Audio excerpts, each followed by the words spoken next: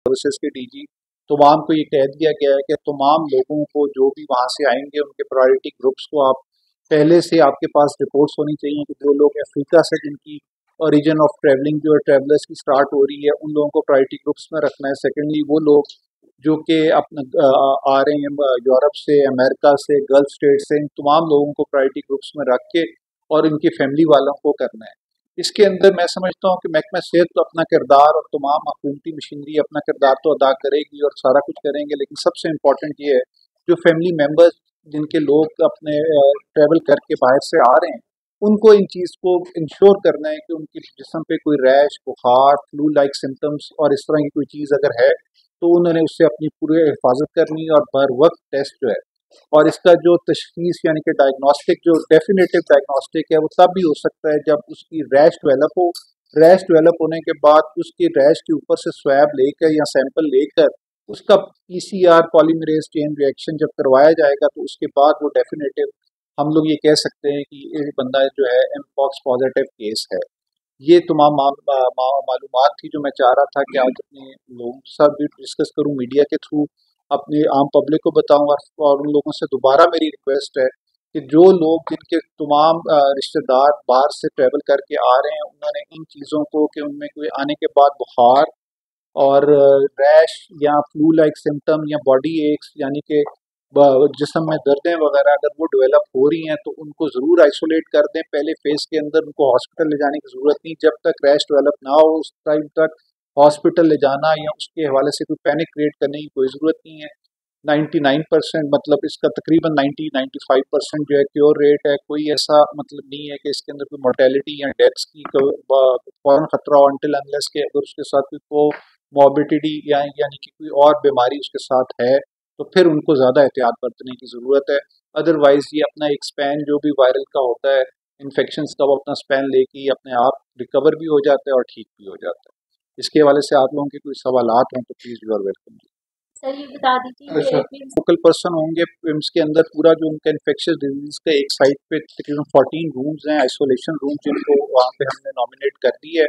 Infectious disease का जो सारा डिपार्टमेंट है वही इसको डील करेगा और उसी को करेगा। आपको ये चीज़ ज़हन में रखनी चाहिए कि पाकिस्तान में अब तक तकरीबन 11 केसेस रिपोर्ट हुए हैं।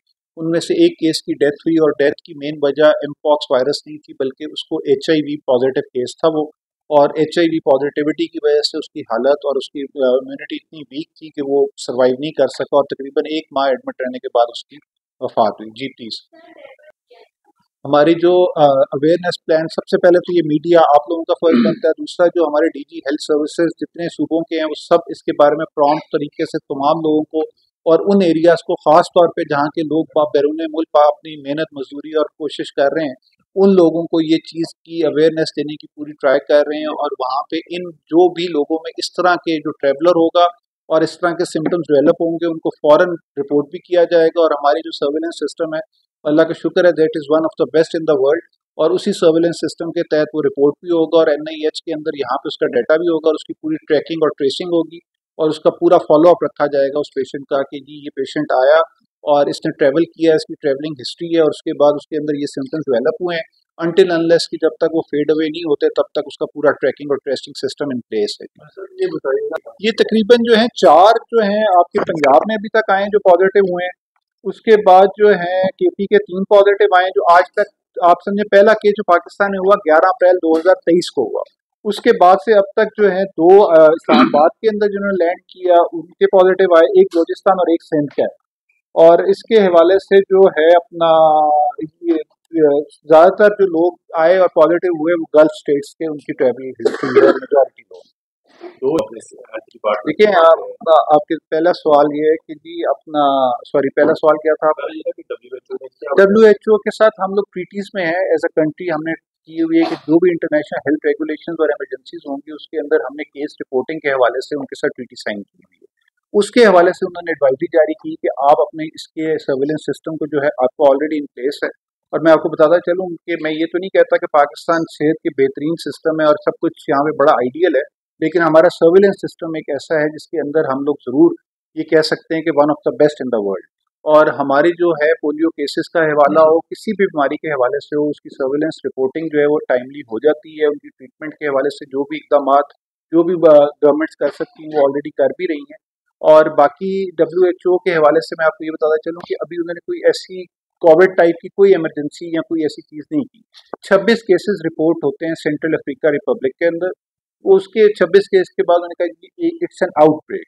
तो उस आउटब्रेक के हवाले से उन्होंने एक एडवाइजरी जारी की कि तमाम मुल्क इसके बारे में ख्याल रखें, और ख़ास तौर पर जिन मुल्कों के साथ ट्रैवलिंग बहुत ज़्यादा है, जिनके अपना पॉपुलेशन की, उनको इसके बारे में ज़्यादा अपना अवेयर होना चाहिए। उस हवाले से प्राइम मिनिस्टर साहब ने भी आज मीटिंग की, और तमाम जो एयरपोर्ट्स हैं और तमाम अथॉरिटीज़ जो हैं हेल्थ की, उनकी आपस में मीटिंग्स हो चुकी हुई हैं। ऊपर जो हैं आपके जितने स्कैनर्स जो कि कोविड के बाद ऑलमोस्ट हम यूज़ नहीं कर रहे थे, वो दोबारा ऑपरेशनल हो गए एयरपोर्ट्स के ऊपर, जिसके अंदर जो पहला सिम्टम है फीवर, उसके हवाले से स्क्रीनिंग जो है वो हम लोग एयरपोर्ट्स पे इन प्लेस आ चुकी हुई है। नहीं, हम तो इजी नहीं ले रहे। देखें 14th को पहला उसका केस रिपोर्ट होता है, पहली एडवाइजरी जारी होती है WHO के। 15 को पहली NCOC की मीटिंग होती है, 16 को दूसरी मैं मीटिंग करता हूँ NCOC की। आज वज़ीर आज़म साहब ने खुद मीटिंग की है, 3 दिन के आपको अहवाल बता रहे हैं, और आज ही आपको बैठ के इस चीज़ के हवाले से बता रहे हैं कि जी ये एहतियाती तदाबीर आपको करनी चाहिए और इन चीज़ों का आपको ख्याल रखना चाहिए। उन तमाम लोगों को खबरदार कर रहे हैं, बल्कि होशियार कर रहे हैं, खबरदार का वर्ड तो नहीं यूज़ करेंगे, कि आपने काइंडली इसके बारे में विजिलेंट रहना है कि अगर आपकी फैमिली में से कोई ट्रैवल करके आया है, उसको बुखार है, उसके अंदर ये अलामात में से कोई एक अलामत है, तो आपने उसको बिल्कुल आइसोलेट कर देना है, जो कि पहला स्टेप होगा। अगर आप हॉस्पिटल भी लेकर आते हैं तो हॉस्पिटल में भी अंडर ऑब्जर्वेशन आइसोलेशन में रहेगा, ट्रीटमेंट उसकी पहले फेज में कोई नहीं। ये तमाम हॉस्पिटल्स जो तमाम सूबों के अंदर, हमारे पास तकरीबन 1000 किट्स अवेलेबल हैं इस टाइम पाकिस्तान के पास, और वो तमाम सूबों में डिस्ट्रीब्यूट की जा चुकी हैं, और उनकी अपनी IPH पब्लिक हेल्थ लेबॉरेटरीज जो हैं वहाँ पे ये PCR होगा, क्योंकि इसके लिए वायरस के लिए आम लैब के अंदर से ये नहीं करवाया जा सकता, उसके अंदर बायोसेफ्टी लेवल्स को हमने ख्याल रखना होता है। और इस हवाले से जो तमाम जो लैब्स हैं उनको भी बताया जा चुका है, उनके पास सारी चीज़ें हैं। यहाँ पे NIH में है, PIMS में नहीं है। NIH को टेस्ट करेगी, जो कि इस्लामाबाद के अगर कुछ सस्पेक्ट। देखिए, एक तो आप इसको कंफ्यूज कर रहे हैं।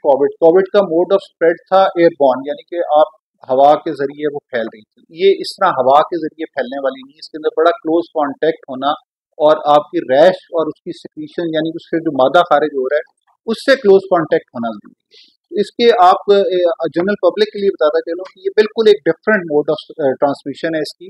इसको आप कोविड के साथ बिल्कुल ना करें। बाकी जो आपके सवाल की हद तक है कि अभी तक हमारे पास सफिशिएंट किट्स मौजूद है, और जो हम लोग समझते हैं कि अब कोई ऐसी इमरजेंसी या कोई ऐसी चीज़ हम फोर्सी नहीं कर रहे, अल्लाह खैर करेगा इंशाल्लाह, कोई ऐसा इमरजेंसी नहीं। ये सिर्फ एक आगाही के हवाले से हमने ये प्रेस कॉन्फ्रेंस भी रखी है, मीटिंग्स भी रखी हैं, और इसीलिए हम तैयारी कर रहे हैं कि कल को जो जो चीज़ें अगर कुछ ख़राब हुई उनकी हमारी तैयारी मुकम्मल है। और वज़ीर आज़म साहब ने भी हर किस्म की जो है हिदायत जारी की हैं कि किसी किस्म की कोई भी कोताही ना बरती जाए, और हर चीज़ को अवेलेबल किया जाए बिफोर टाइम। NDMA के चेयरमैन मौजूद थे, उनको भी हिदायत जारी की हैं कि आपने अवेयरनेस के हवाले से जिस तरीके से एक आप करते हैं डिजास्टर के हवाले से लोगों को पहले आगाही देते हैं, इसके हवाले से आप आज से ही मंकी पॉक्स के, एन पॉक्स के हवाले से आगाही तमाम लोगों को। हर जो भी इंटरनेशनल फ्लाइट उतरेगी वो बेशक आपके किसी भी मुल्क से आ रही है, वो उस पर भी टोटल 18 हमारे पॉइंट ऑफ एंट्रीज हैं पाकिस्तान के, जिसके अंदर 4 जो हैं बलूचिस्तान के अंदर हैं, 2 मतलब DP के, अगर जो आप लैंड के थ्रू कह रहे हैं तो 4 वो हैं बलूचिस्तान के, एक आपका चाइना का बॉर्डर है, एक आपका इंडिया का बॉर्डर है। इन सारे बॉर्डर्स के ऊपर health services, border health services के लोग पहले से मौजूद हैं, उनको विजिलेंट कर दिया गया है, और उनके साथ उनके जो अपने मुतल्लिका सूबों की जो हेल्थ सर्विसेज हैं वो भी वहाँ पे उनके साथ मौजूद हैं, जो कि ट्रैकिंग, ट्रेसिंग और एवेल्यूएशन। लेकिन इसके अंदर एक चीज़ आप लोग ज़हन में रखें कि जो पेशेंट्स आ रहे हैं वो अलामात के बगैर भी आ सकते हैं, उनको अलामात ज़ाहिर होते होते 20 से 25 दिन भी लग सकते हैं। इसका इंक्यूबेशन पीरियड काफ़ी लंबा है। क्या जो अब ये पेशेंट आया है जिसको हमने ट्रैक किया, ये 3 तारीख को पाकिस्तान में इसने लैंड किया, इसने ये गया किसी और वजह से हॉस्पिटल में एडमिट हुआ, वहाँ पे जब इसकी रैश देखी गई तो इसका टेस्ट हुआ और ये पॉजिटिव आया। तो कहने का मकसद ये है कि ये ज़रूरी नहीं है कि हम लोग उसको 100% ट्रैकिंग एट द एयरपोर्ट कर लें। इसलिए इसके अंदर जो लोग जिनके अपने रिश्तेदार अजीज ट्रैवल कर रहे हैं, उन लोगों को विजिलेंट होने की बहुत सख्त जरूरत है। इसके आखिरी सवाल पर बिल्कुल, मेरा पीआरओ ऑफिस जो है मिनिस्ट्री का वो भी हाजिर है, एनआईएच भी अगर आप कहेंगे तो हम लोग डेली उसकी प्रेस ब्रीफिंग का इंतजाम कर देते हैं, मैं उसका कर देता हूँ। आप ये कॉन्टिन्यूस है जिसकी मैं आपको कह रहा हूँ कि प्राइम मिनिस्टर साहब ने कह दिया है, सूबे भी इसके बारे में आ गई और फेडरल गवर्नमेंट भी इसके बारे में प्रॉपर अपनी इंफॉर्मेशन और अवेयरनेस कैंपेन स्टार्ट करेगी, लोगों को बताया जाएगा। इसका मकसद कोई पैनिक फैलाना नहीं है। इसका मैंने आपको 12 कहा कि 1 लाख तकरीबन पॉजिटिव हुए और 200 की डेथ रिपोर्ट हुई दुनिया के अंदर, और उसके अंदर भी वो लोग ज्यादा हुए जिनकी इम्यूनिटी ऑलमोस्ट जो थी कॉम्प्रोमाइज थी due to some other diseases या अदर इन्फेक्शंस या अदर कोमॉर्बिड कंडीशंस की वजह से।